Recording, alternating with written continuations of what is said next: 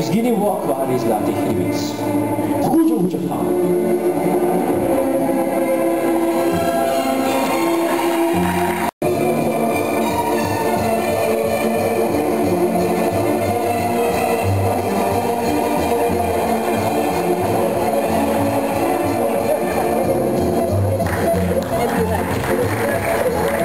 Indijska vrv, ki stoji v zraku samo od sebe, na čarovno besedo abrakadabra.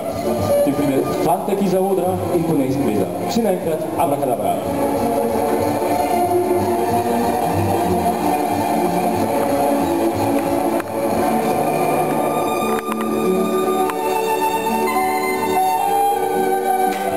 Gospod Holnikar, zamislite si eno karto iz kompleta. Katero koli.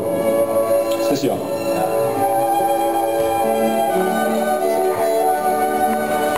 Z imenom Felix najde vašo karto. Ampak, ker vsak pozna vrabca, ki iščejo karte, jih bomo delo otežili.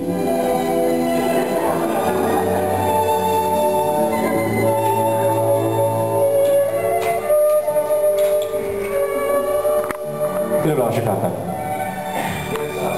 Het as. Točno.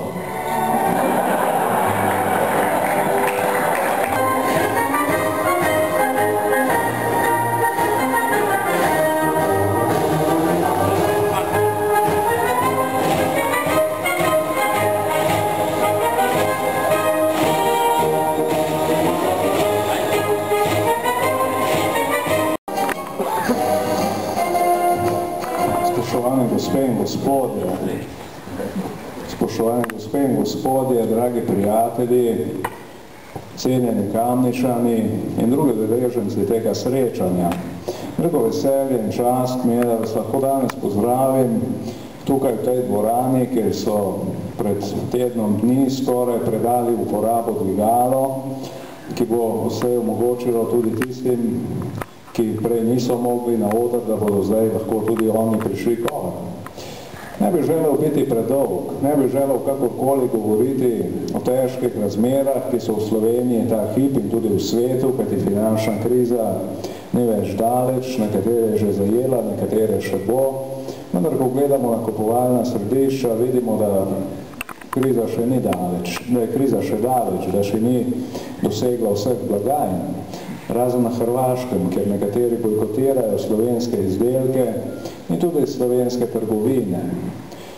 In vprašal sem ga, če pelje do tega in tega hotela, potem je vprašal, where are you from?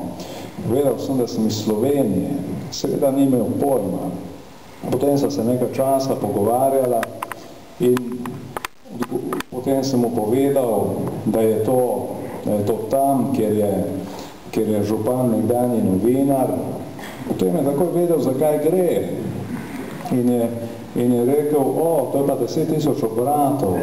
In je rekel, da je enkrat sodeloval tudi v tej oddaji in da točno pozna. In potem je vedel celo, kje je Kamnik, kje je Mali grad in kje je Stari grad in kje so še druge stvari.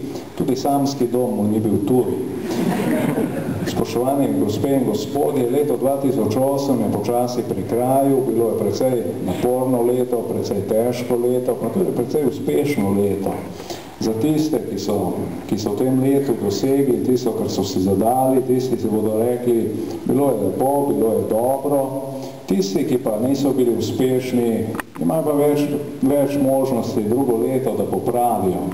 Veliko so me kritizirali, češ koliko je stala vožnja do Sarajeva, 98.000 evrov, ampak meni se to ni zdelo takrat tako veliko. Potem, ko so mi pa povedali, koliko to je, sem pa rekel, no saj to ni 98.000 mark, ampak so to evri, gre za višji znesek. In potem sem seveda videl, da to res nekoliko preveč. Kajti, ko sem prišel v Sarajevo, so me tam pričakali in so rekli, da so veseli, da sem prišel z majhnim letalom, ampak da to še ne pomeni, da je poceni. Zato tudi tukaj, če dvorana ni polna, ne pomeni, da bo kaj ceneje.